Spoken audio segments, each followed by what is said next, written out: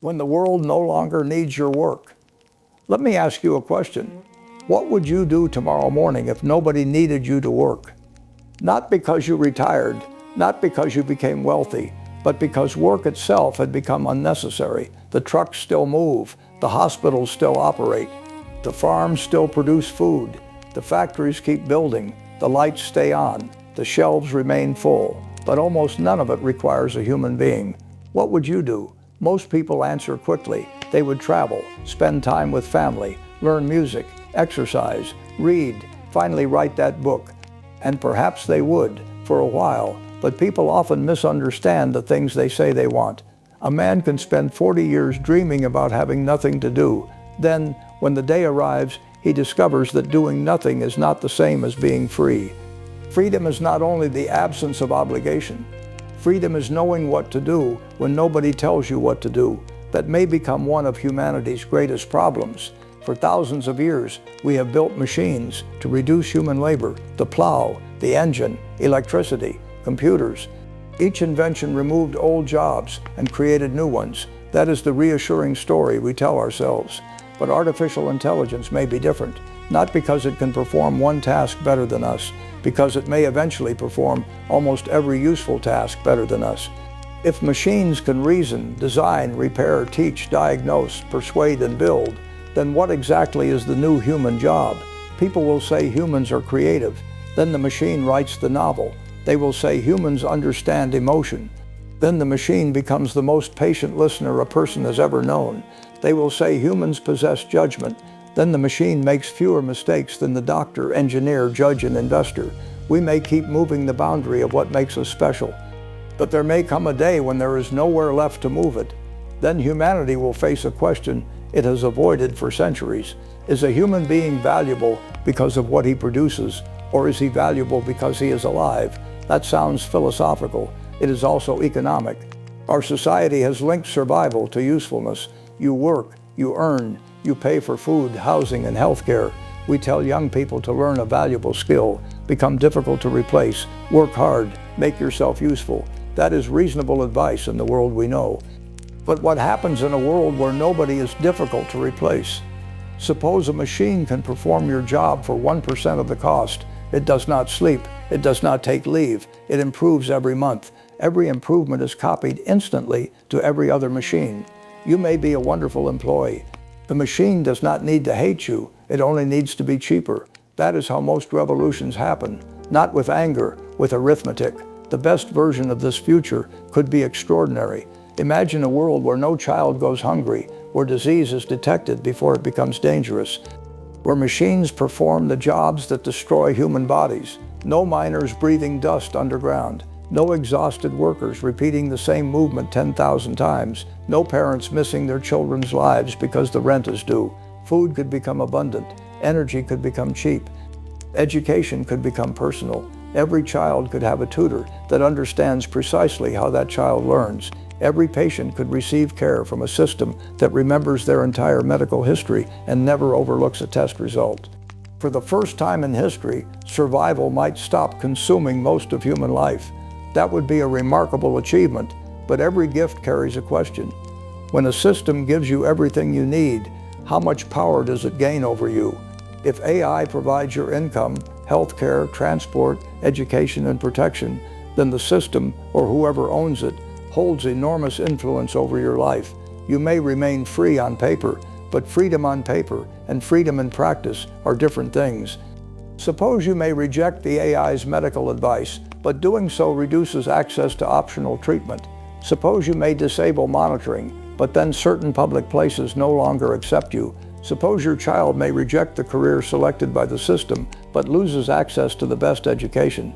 Suppose you may make your own decision, but every prediction says your choice is worse. Are you still free?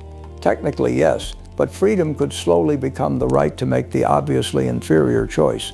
That is not the same as power.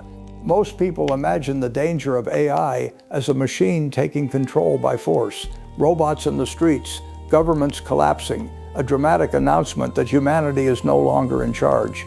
The more believable danger is quieter. The machine gives useful advice, then excellent advice, then advice so accurate that ignoring it becomes irresponsible. Governments use it to model policy. Hospitals use it to choose treatments. Courts use it to assess risk. Parents use it to guide children. At first the machine advises, then it recommends, then its recommendation becomes the default. Finally, the human decision survives only as a signature at the bottom. People remain officially in charge, but nobody remembers the last time anyone rejected the machine. That is how control may disappear, not through conquest, through competence. Some will ask, if the machine is right, why reject it? That is a fair question. If a system prevents disease, reduces violence, and saves lives, why insist on human error? Because a good life is not the same as a perfectly optimized life. A person needs more than safety. A person needs agency. The chance to choose, to risk, to fail, to learn through consequences. If every decision is guided, predicted, and corrected before we make it, we may live longer, we may suffer less, but we may become weaker. A muscle that is never used becomes useless. Judgment may work the same way. Imagine a generation that has never navigated without assistance, never repaired anything, never diagnosed a simple problem, never made a difficult decision without consulting a system. They may have access to all the knowledge in history, but knowledge stored outside a person is not the same as competence within that person. A civilization could become highly intelligent while its citizens become incapable. That becomes dangerous when the system fails, perhaps only for 12 minutes. Traffic stops. Hospital automation switches to emergency mode. Apartment doors fail. Delivery systems freeze. The machines are not attacking, they are simply unavailable. Who takes control? The former drivers have not driven in 20 years. The former doctors have depended on automated diagnosis for decades. The former engineers understand the theory but no longer practice the work. Humanity may discover that it preserved all its knowledge and lost all its ability.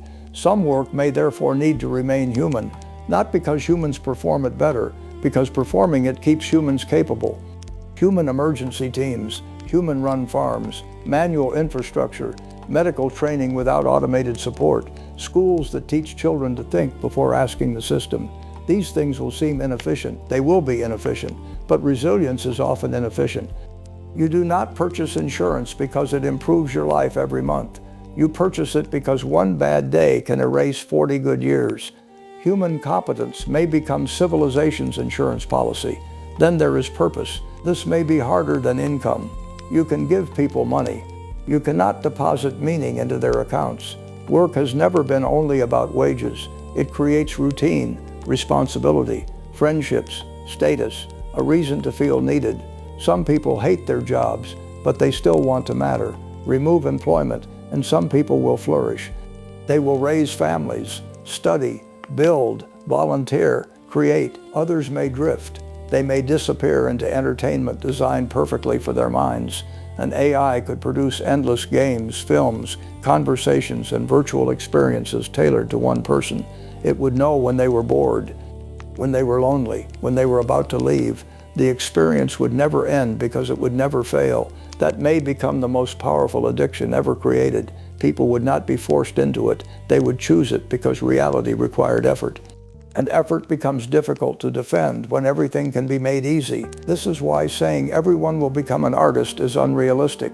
Some will, many will not. And even art changes when machines can produce unlimited beauty. Human art may still matter, but for a different reason. A song written by a person may matter not because it is the best song. It may matter because someone struggled to make it. A handmade chair may matter even when a robot can build a stronger one. A family meal may matter even when a machine can cook it perfectly. A human performance may matter because it contains mistakes. Perfection may become cheap. Imperfection may become proof of life. Then comes ownership. If AI creates enormous wealth, who owns it? If a handful of companies own the machines, data centers, energy, and infrastructure, most people may not become free. They may become dependent. They may receive enough money to remain comfortable, but they may have little influence over the systems that control the wealth. Universal income could prevent poverty. It does not automatically create ownership. There is a difference between receiving a dividend from a civilization you partly own and receiving an allowance from an institution that no longer needs you. One makes you a citizen, the other makes you a dependent. A stable future would need more than payments. People would need rights to housing, health care, education, energy, and communication. If human labor is no longer necessary, survival cannot remain conditional upon selling it. But people would also need political power. The right to challenge automated decisions, the right to privacy, the right to opt out, the right to live in communities that choose less automation, the right to accept reasonable risk, the right to make an imperfect human choice.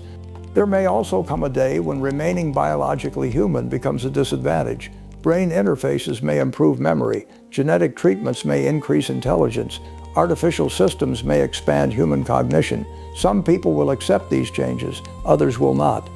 But if enhanced people think faster, earn more, and govern more effectively, natural humans may become citizens only in name. The great divide may no longer be rich and poor. It may be enhanced and unenhanced, connected and disconnected. Humanity may divide into different versions of itself.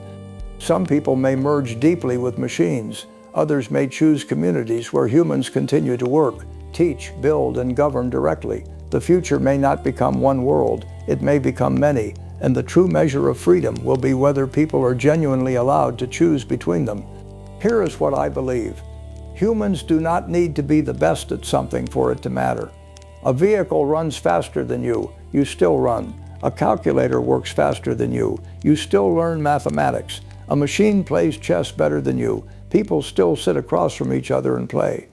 The value is not always in winning. Sometimes the value is in becoming the kind of person capable of trying. A child who learns music is developing patience, attention, and the ability to fail without quitting. Those qualities do not become obsolete when a machine performs better. They may become more important. A world without compulsory work could become the most humane civilization in history, or it could become a comfortable nursery for adults. The difference will not be the intelligence of the machines, it will be the maturity of the people. Can we create when nobody pays us? Can we care for others when a robot can do it more efficiently? Can we accept responsibility when the system offers to decide for us? Can we choose difficulty when comfort is unlimited? For thousands of years, necessity shaped humanity. We worked because we had to, learned because we had to, cooperated because we had to, invented because we had to. What happens when we no longer have to? Maybe humanity finally becomes free, or maybe we discover that necessity was holding more of us together than we realized. In the old world, people asked, what work can I do that nobody else can? In the world that may be coming, that question may no longer make sense. The better question may be, what responsibility am I willing to carry, even when a machine could carry it for me? Will you care for your parents because no robot should replace your presence? Will you teach a child because education is more than information? Will you build something by hand because the struggle changes you? Will you participate in your community because citizenship cannot be automated? Will you make decisions knowing they may be worse than the machines because a life without decisions is not fully your own? That may be what humans genuinely do in the age of total automation. Not outperform the machine, not pretend we remain necessary to production, but remain necessary to one another. The machine may run the economy, cure disease, design cities, keep us safe, but it cannot decide what kind of civilization is worth living in unless we allow it to. And if we surrender that decision, the danger is not that machines will become human. The danger is that humans will become passive, comfortable, protected, and gradually absent from their own future. The final struggle may not be humans against machines. It may be humanity fighting to preserve the habit of choosing. Because once the world no longer needs our labor, the most valuable thing we may have left is the responsibility to decide what the world is for.